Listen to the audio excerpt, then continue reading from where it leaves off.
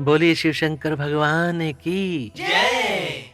प्रिय भक्तों, श्री शिव महापुराण वायव्य संहिता उत्तरखंड की अगली कथा है पंचाक्षर मंत्र की महिमा, उसमें समस्त वाद्यम की स्थिति, उसकी उपदेश परंपरा, देवी रूपा, पंचाक्षरी विद्या का ध्यान, उसके समस्त और व्यस्त अक्षरों के ऋषि, छंद, देवता, बीज, शक्ति तथा अंगन्यास आदि का विचार। तो आइए भक्तों, आरंभ करते हैं इस कथा के साथ 13वां अध्याय। देवी बोली, हे महेश्वर, दुर्जय, दुर्लभ्य एवं कलुषित कलिकाल में जब सारा संसार धर्म से विमुख हो, पाप में अंधकार से आच्छादित हो जाएगा, वर्ण और आश्रम संबंधी आचार नष्ट हो जाएंगे, धर्म संकट उपस्थित हो जाएगा, सबका अधिकार संदिग्ध, अनिश्चित और विपरीत हो जाएगा। उस समय उपदेश की प्रणाली नष्ट हो जाएगी और गुरु शिष्य की परंपरा भी जाती रहेगी। ऐसी परिस्थिति में आपके भक्त किस उपाय से मुक्त हो सकते हैं? महादेव जी ने कहा, हे देवी, कलिकाल के मनुष्य मेरी परम मनोरम पंचाक्षरी विद्या का आश्रय ले भक्ति से भाव चित्त होकर संसार बंधन से मुक्त हो जाते हैं। जो कथनीय और अचिंतनीय है, उन मानसिक, वाचिक और शारीरिक दोषों से जो दूषित, कृतघ्न, निर्दय, छली, लोभी और कुटिल चित्त हैं, वे मनुष्य भी यदि मुझ में मन लगाकर मेरी पंचाक्षरी विद्या का जप करेंगे, उनके लिए वह विद्या ही संसार भय से तारने वाली होगी। हे देवी, मैंने बारंबार प्रतिज्ञा पूर्वक यह बात कही है कि भूतल पर मेरा पतित हुआ भक्त भी इस पंचाक्षरी विद्या के द्वारा बंधन से मुक्त हो जाता है। देवी बोली, यदि मनुष्य पतित होकर सर्वथा कर्म करने के योग्य न रह जाए, तो उसके द्वारा किया गया कर्म नरक की ही प्राप्ति कराने वाला होता है। ऐसी दशा में पतित मानव इस विद्या द्वारा कैसे मुक्त हो सकता है? महादेव जी ने कहा, हे सुंदरी, तुमने यह बहुत ठीक बात पूछी है। अब इसका उत्तर सुनो। पहले मैंने इस विषय को गोपनीय समझकर अब तक प्रकट नहीं किया था। यदि पतित मनुष्य मोहवश अन्य मंत्रों के उच्चारण पूर्वक मेरा पूजन करे, तो वह निसंदेह नरकगामी हो सकता है।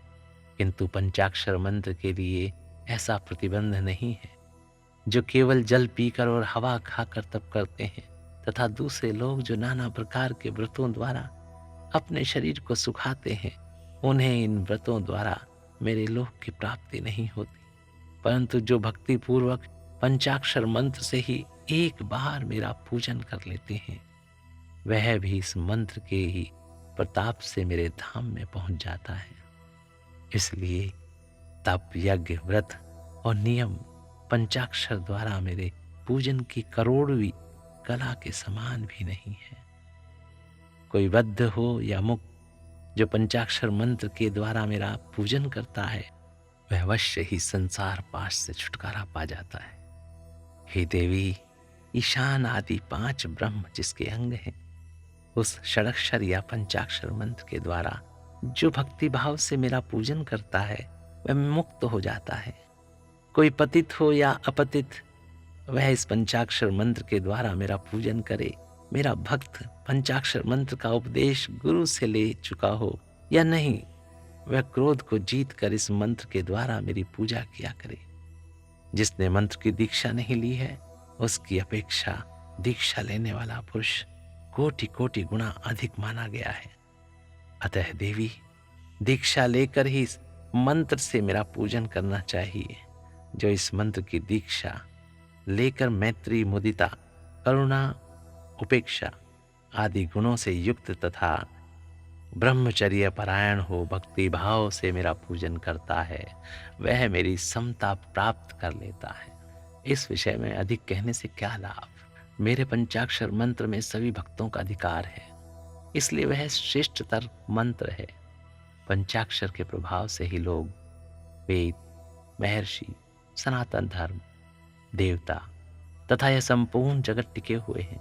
देवी, प्रलय काल आने पर जब चराचर जगत नष्ट हो जाता है और सारा प्रपंच प्रकृति में मिलकर वहीं लीन हो जाता है, तब मैं अकेला ही स्थित रहता हूँ, दूसरा कोई नहीं रहता। उस समय समस्त देवता और शास्त्र पंचाक्षर मंत्र में स्थित होते हैं। अतः मेरी शक्ति से पालित होने के कारण वे नष्ट नहीं होते हैं। तदंतर मुझसे प्रकृति और पुरुष के भेद से युक्त सृष्टि होती है। तत्पश्चात त्रिगुणात्मक मूर्तियों का संहार करने वाला अवान्तर प्रलय होता है। उस प्रलय काल में भगवान नारायण देव माया में शरीर का आश्रय ले जल के भीतर शेष शैया पर शयन करते हैं। उनके नाभि कमल से पंचमुख ब्रह्मा जी का जन्म होता है। ब्रह्मा जी तीनों लोकों की सृष्टि करना चाहते थे, किंतु कोई सहायक न होने से उसे कर नहीं पाते थे। तब उन्होंने पहले अमित तेजस्वी 10 महर्षियों की सृष्टि की, जो उनके मानस पुत्र कहे गए हैं। उन पुत्रों की सिद्धि बढ़ाने के लिए पितामह ब्रह्मा ने मुझसे कहा, हे महादेव, हे परमेश्वर, मेरे पुत्रों को शक्ति प्रदान कीजिए। उनके इस प्रकार प्रार्थना करने पर 5 मुख धारण करने वाले मैंने ब्रह्मा जी के प्रति प्रत्येक मुख से एक एक अक्षर के क्रम से 5 अक्षरों का उपदेश किया। लोक पितामह ब्रह्मा जी ने भी अपने 5 मुखों द्वारा क्रमशः उन 5 अक्षरों को ग्रहण किया और वाच्यवाचक भाव से मुझ महेश्वर को जाना। मंत्र के प्रयोग को जानकर प्रजापति ने विधिवत उसे सिद्ध किया। तत्पश्चात उन्होंने अपने पुत्रों को यथावत रूप से उस मंत्र का और उसके अर्थ का भी उपदेश दिया। साक्षात लोक पितामह ब्रह्मा से उस मंत्र रत्न को पाकर मेरी आराधना की इच्छा रखने वाले उन मनुष्यों ने उनकी बताई हुई पद्धति से उस मंत्र का जप करते हुए मेरू के रमणीय शिखर पर मुंजवान पर्वत के निकट 1 सहस्त्र दिव्य वर्षों तक तीव्र तपस्या की। वे लोक सृष्टि के लिए अत्यंत उत्सुक थे, इसलिए वायु पीकर कठोर तपस्या में लग गए। जहां उनकी तपस्या चल रही थी, वह श्रीमान मुंजवान पर्वत सदा ही मुझे प्रिय है और मेरे भक्तों ने निरंतर उसकी रक्षा की है। उन ऋषियों की भक्ति देखकर मैंने तत्काल उन्हें प्रत्यक्ष दर्शन दिया और उन आर्य ऋषियों को पंचाक्षर मंत्र के ऋषि, छंद, देवता, बीज, शक्ति, कीलक, षडंगन्यास, दिग्बंध और विनियोग, इन सब बातों का पूर्ण रूप से ज्ञान कराया। संसार की सृष्टि बढ़े, इसके लिए मैंने उन्हें मंत्र की सारी विधियां बताई। तब वे उस मंत्र के महात्म्य से तपस्या में बहुत बढ़ गए और देवताओं, असुरों तथा मनुष्यों की सृष्टि का भली भांति विस्तार करने लगे। अब इस उत्तम विद्या पंचाक्षरी के स्वरूप का वर्णन किया जाता है। आदि में नमः पद का प्रयोग करना चाहिए, उसके बाद शिवाय पद का। यही वह पंचाक्षरी विद्या है जो समस्त श्रुतियों की सिरमौर है तथा संपूर्ण शब्द समुदाय की सनातन बीज रूपणी है। यह विद्या पहले पहल मेरे मुख से निकली, इसलिए मेरे ही स्वरूप का प्रतिपादन करने वाली है। इसका एक देवी के रूप में ध्यान करना चाहिए। इस देवी की अंग कांति तपाए हुए स्वर्ण के समान है। इसके पीन पयोधर ऊपर को उठे हुए हैं। ये 4 भुजाओं और 3 नेत्रों से सुशोभित है। इसके मस्तक पर बाल चंद्रमा का मुकुट है। 2 हाथों में पद्म और उत्पल है। अन्य 2 हाथों में वरद और अभय की मुद्रा है। मुखाकृति सौम्य है। यह समस्त शुभ लक्षणों से संपन्न तथा संपूर्ण आभूषणों से विभूषित है। श्वेत कमल के आसन पर विराजमान है। इसके काले काले घुंघराले केश बड़ी शोभा पा रहे हैं। इसके अंगों में 5 प्रकार के वर्ण हैं, जिनकी रश्मियां प्रकाशित हो रही हैं। वे वर्ण हैं पीत, कृष्ण, धूम्र, स्वर्णिम तथा रक्त। इन वर्णों का यदि पृथक पृथक प्रयोग हो तो इन्हें बिंदु और नाद से विभूषित करना चाहिए। बिंदु की आकृति अर्धचंद्र के समान है और नाद की आकृति दीप शिखा के समान सुमुखी। यूं तो इस मंत्र के सभी अक्षर बीज रूप हैं, तथापि उनमें दूसरे अक्षर को इस मंत्र का बीज समझना चाहिए। दीर्घ स्वर पूर्वक जो चौथा वर्ण है उसे कीलक और 5वें वर्ण को शक्ति समझना चाहिए। इस मंत्र के वामदेव ऋषि हैं और पंक्ति छंद है। हे वाराणसी, मैं शिव ही इस मंत्र का देवता हूं।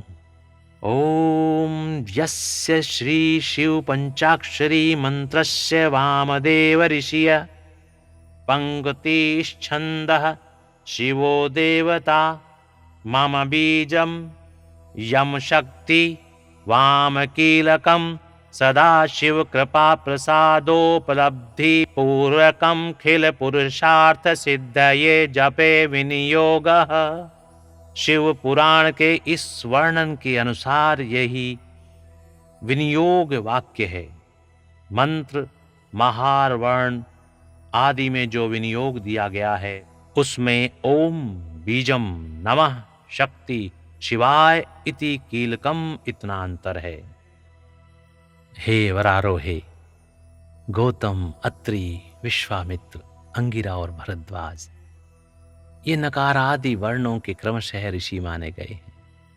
गायत्री, अनुष्टुप, त्रिष्टुप, वृहति और विराट ये क्रमशः पांचों अक्षरों के छंद हैं। इंद्र, रुद्र, विष्णु, ब्रह्मा और स्कंद ये क्रमशः उन अक्षरों के देवता हैं। हे वाराणसी, मेरे पूर्व आदि चारों दिशाओं के तथा ऊपर के पांचों मुख इन नकार आदि अक्षरों के क्रमशः स्थान हैं। पंचाक्षर मंत्र का पहला अक्षर उदात्त है, दूसरा और चौथा भी उदात्त है, पांचवा स्वरित है और तीसरा अक्षर अनुदात्त माना गया है। इस पंचाक्षर मंत्र के मूल विद्या शिव, शैव, सूत्र तथा पंचाक्षर नाम जाने। शैव शिव संबंधी, बीज प्रणव मेरा विशाल हृदय है, नकार सिर कहा गया है, मकार शिखा है, शी कवच है, वा नेत्र है और यकार अस्त्र है। इन वर्णों के अंत में अंगों के चतुर्यंत रूप के साथ क्रमशः नमः, स्वाहा, वषट, हुम, वोषट और फट जोड़ने से अंगन्यास होता है। अंगन्यास वाक्य का प्रयोग यूं समझना चाहिए।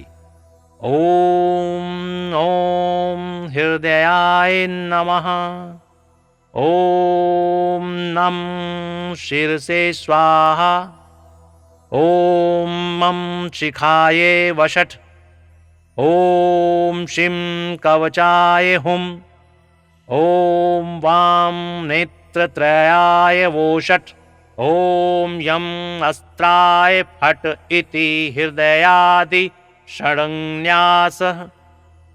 इसी तरह करन्यास का प्रयोग है।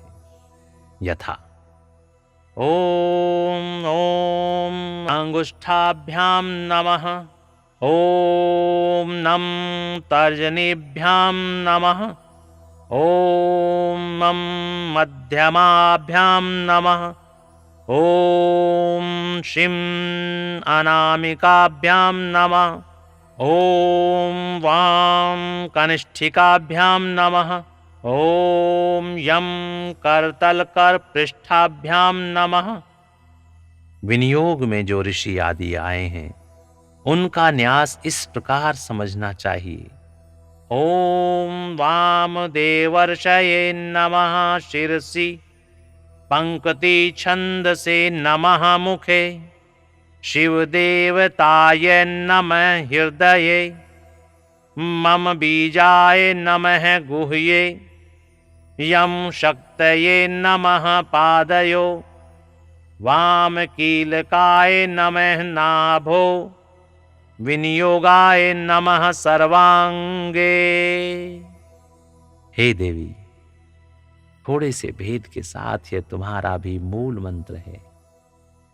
उस पंचाक्षर मंत्र में जो पांचवा वर्ण या है उसे 12वें स्वर से विभूषित किया जाता है, अर्थात नमः शिवाय के स्थान में नमः शिवाय कहने से यह देवी का मूल मंत्र हो जाता है। अतः साधक को चाहिए कि वह इस मंत्र से मन, वाणी और शरीर के भेद से हम दोनों का पूजन, जप और होम आदि करे। मनादि के भेद से यह पूजन 3 प्रकार का होता है, मानसिक, वाचिक और शारीरिक। हे देवी, जिसकी जैसी समझ हो, जिसे जितना समय मिल सके, जिसकी जैसी बुद्धि, शक्ति, संपत्ति, उत्साह एवं योग्यता और प्रीति हो, उसके अनुसार वह शास्त्र विधि से जब कभी, जहां कहीं अथवा जिस किसी भी साधन द्वारा मेरी पूजा कर सकता है, उसकी की हुई वह पूजा उसे अवश्य मोक्ष की प्राप्ति करा दे। हे सुंदरी, मुझ में मन लगाकर जो कुछ क्रम या व्युत्क्रम से किया गया हो, वह कल्याणकारी तथा मुझे प्रिय होता है। तथापि जो मेरे भक्त हैं और कर्म करने में अत्यंत विवश अर्थात असमर्थ नहीं हो गए हैं, उनके लिए सब शास्त्रों में मैंने ही नियम बनाया है। उस नियम का उन्हें पालन करना चाहिए। अब मैं पहले मंत्र की दीक्षा लेने का शुभ विधान बता रहा हूं, जिसके बिना मंत्र जप निष्फल होता है और जिसके होने से जप कर्म अवश्य सफल होता है। बोलिए शिव शंकर भगवान की जय। प्रिय भक्तों, इस प्रकार यहाँ पर श्री शिव महापुराण के वायवीय संहिता उत्तरखंड की ये कथा और 13वां अध्याय समाप्त होता है। तो आइए स्नेह के साथ बोलते हैं, बोलिए शिव शंकर भगवान की जय। और आदर और सम्मान के साथ ओम नमः शिवाय, ओम नमः शिवाय, ओम नमः शिवाय।